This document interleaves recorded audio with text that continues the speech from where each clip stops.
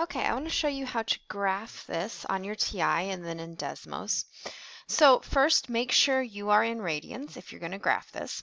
You don't want to be in degrees. Then you're going to go to y equals, and I'm going to put in the graph. So I have 3.8 cosine of 40 pi, and you're going to use x here.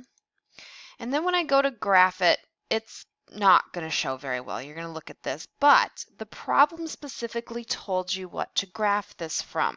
And this is going to be important. The problem said to graph from 0 to 1/20th. And this is going to be important. So I'm going to go up here to Windows, and I'm going to change my x from 0 to 1/20th.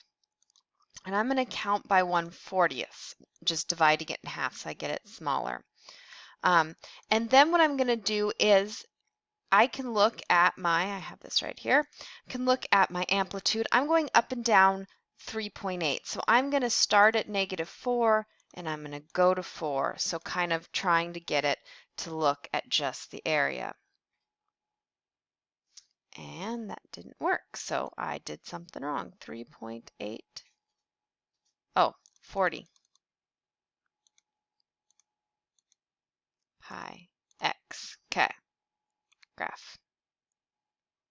And there we go. So you can see then you get a really nice in-depth picture of exactly the area they want. And of course, if you want to see it a little bit farther out, you can always back out a little bit. Go from like -1/20th to